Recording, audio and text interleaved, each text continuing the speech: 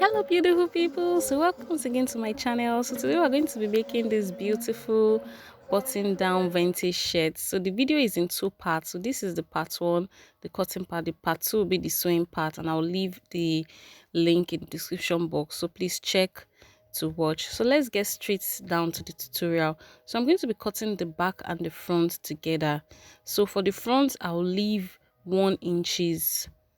That 1 inches will be for the button. Remember, it's a button down shirt, so I'm going to be slashing it open into two. So I'm just going to mark it like so. I'll mark it straight down. You're supposed to use a ruler for this, but I'm just using my free hands. So I'm just going to mark it straight down like so. So next is to get the length of my shirt. Your preferred length is your choice, anyone you want. So here I'm just using 26 inches length because I want it very long, because I want to wear it with leggings, and you all know how leggings is. So it depends on what you want. You can wear it with any top of your choice. So next is to get my shoulder to shoulder measurements. So I'm going to use my shoulder to shoulder divided by 2, 14 divided by 2, 7.5. So I'll mark it like so. Then I'm going to take the width, which I use 3.3 inches for the width and 3.5 for the length. Then I did the same for the neckline for the back also. I use 1.5. So I'm just going to roll my line to get my armhole, and I'll extend this will be my upper chest line. So from the shoulder to the bust point, I'm going to mark it down 10 inches. You're going to mark your normal drafting. The only difference between this and normal shirt is the opening in front, and it has a collar and also a cufflinks. So that's the difference. So I'll mark my armhole line, then I'll go to then the full length. So if you don't want it to have like a shape, you don't need to put your waistline. Just from the chest point, mark it straight down to the end of the end line. So it just depends on how shapy you want it to be. So I want it shape, so that's why I'm taking my round bust measurement divided by 4. I've marked that down. My waist measurement divided by 4, also my hip measurement divided by 4. Then I'm just going to connect this line. So that's it. It's not really too difficult to get. I'm just going to connect, then cut. So after cutting, I'll cut on my fabric, which I've already done. So after doing that, I slash the front part into two. You have to slash it open. That middle part is where you're going to add your, that's the back. I'm just going to hold the two shoulder points together. So right side facing right side, I'll place them together like so, and then take to the sewing machine to show the shoulder point first, because I need the measurement for the round neck, then to create my sleeve. My sleeve will have a cuff links. So I'm just going to take it to the sewing machine and hold that point. So first I need to take 1 inch like so to create my button. So I'm just going to fold it like so, then run a stitch straight down. That will be for the button side, the two sides. So after doing that, I'll keep this aside, and then let's draft the sleeve. So first thing first, I'm going to be drafting my sleeve. So to draft your sleeve, you need to measure your round armhole. So that was why I have to join my shoulder points together, so I can get the round measurement of the armhole. This is what I'll use to cut to fold my sleeve. If you don't measure it like this and you cut your normal sleeve, you're going to be running shortage of fabric. So make sure you measure first. So that's what I'm doing here. I'm just taking my measurements round to be sure. Then this measurement I get, I'll divide that number by 2. That's what I will use to fold this paper. So I'm just using this as my pattern. Actually a dove chest. I'm just using it as my pattern. So I'll divide that figure by 2. That's what I will use to fold this fabric. If you divide it by 2, I got 11.5. So to draft your sleeve, you go down by 5 inches. You go down by 5 inches. Then at that upper point, you measure 3.5 inches inwards. So this is just to create that arc. So I'm just going to use my free hand from that point and connect it to the 5 inches downward that I came from. So after doing this, I'm still going to take the measurement to be sure it corresponds with the armhole. So remember, I divided my armhole for this shirt after taking my measurement by 2. So I'm going to check if it's up to 11 inches. If not up to 11 inches, I'm going to redo it. So I'm just going to mark it like so to get my measurement. So it was up to 11.5, which is okay. So I'm on the right part. So next is to get from our shoulder to the biceps. It depends on you. You have to measure. Here I measured and it was 8. You can measure from someone that will be 10. So from shoulder to the biceps, I got 8. So take your measurements and confirm that from your clients. Then from the shoulder to the full length is 22. Remember, I'm going to be adding a cuff link to this. So I'm going to minus 22, and it depends on how many cuff links you want to add. This is the example of a cuff link. It's just like a square shape.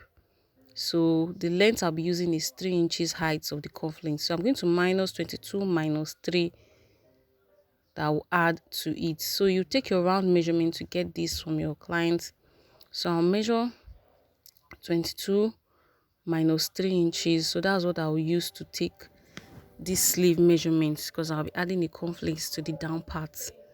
So 22 minus 3 will get, so this is where the 3 inches is going to be. I'm just taking the measurement on my hand to be sure. So I'm going to mark 20 inches.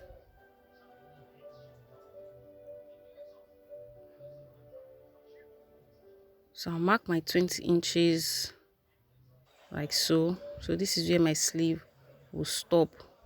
Then I'll add my cufflinks. So next is to take the round biceps. My round biceps is 13 divided by 2. I'm just going to mark that there and add 1 inch sewing allowance.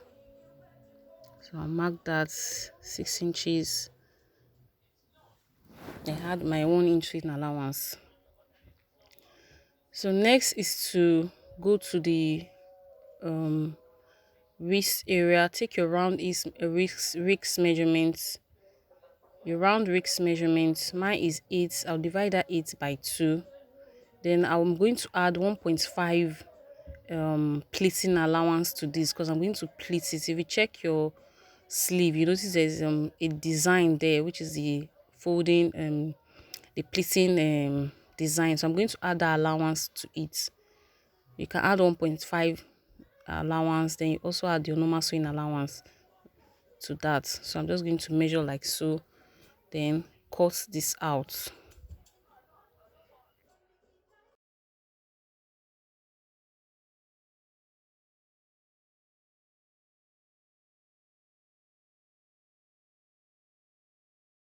And nice for us to cut our cufflinks, sorry, our collar stand and collar. So you take your round measurement of the shirt, take it round to be sure. Do this twice so you'll be sure of the exact number. So after doing that, I got 22.5. So I'm going to mark that down, then divide that figure by 2. So after dividing that figure by 2, I'm going to fold my fabric using this figure that I got. So I'll fold my fabric like so I can cut my collar stand and my collar. So I'm just going to fold it like so and check the measurements. 12 inches is too much. I'm going to take it again and reduce it. So I got 11.5, which is okay. So after getting that 11.5, you divide that 11.5 on the fabric like so to get the midpoint. So this is the midpoint. So I'm going to mark that down. This is my midpoint. So next, at that edge, I'm going to go up by half an inch. So I'm going to mark that half an inch like so. Then connect it to the midpoint. So after connecting it to the midpoint, I'll take 1 inches from the end part, 1 inches at the center part,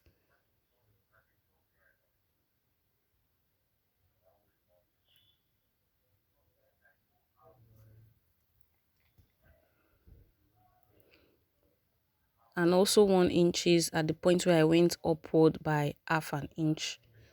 So I'll connect these 3 dots together. So here you should use your ruler, but I'm using my free hand, so I'm just going to label this so I'll know what I'm doing. So next is to create our collar. We've created our collar stand, so now is to go and make our collar. So at that point I'll go inwards by half an inch, just create like a nice curve there. So at that point I'll go inwards by 1 inches. Now we're creating our collar. I'll go inward by 1 inches, then go upward at that end part by 2 inches. You can decide to go by 1.5 inches, but I want it 2 inches so because I want the collar to be long. So if you want it to be short, please go up by 1.5, which is okay. So I want mine to be long. So at that upper part where I went inward by 1 inches, I'm going to go by 2 inches, 2.5 inches. Then I'll connect it to that point like so. At that point where I went in by 1 inches. So I'll connect these 3 dots together. Please use your ruler for this. I'm just using my free hand. Then I'll label this as my collar. So I'm going to cut this out. We are done. So remember to add half an inch sewing allowance all through. If you don't, you're going to have problems when you are joining it to the fabric. So as you can see, I've added my allowance to it round on the fabric. So if you don't want that your collar to be long, please just add 1.5. So now it's for us to cut our cufflinks. So for the cufflinks, remember it's 3 inches height. So that means when you open it up, it will be measuring 6 inches plus your folding allowance you use to fold the edges together. So you take your round measurements. If it's too much, you just cut out the excess. So I'm going to be folding it by half an inch or half inch like. So after cutting the collar stand and the sleeve, now it's for me to go take them to the weaving table to weave all this. So as I was weaving, my belt ended up cutting, so I had to replace it and remove the thread that got stuck at the engine. So this took me like 5 minutes, so I was done. Then I continued weaving. So after weaving everything, now we go straight to the sewing part for the collar. So to sew the collar, I had to add interfacing to one part of the collar stand and also interfacing to the one part of the collar. So as you can see in the video, we'll be having 2-piece collar stand, 2-piece for the collar. Then this will be for the plackets for the hand. So I've cut everything out. I'll be listing the measurement later. So to get the opening for the sleeve opening, you're going to fold your sleeve like so, as you can see me doing in the video. Then take your round wrist measurements. In my case is 8, as you can see in the video.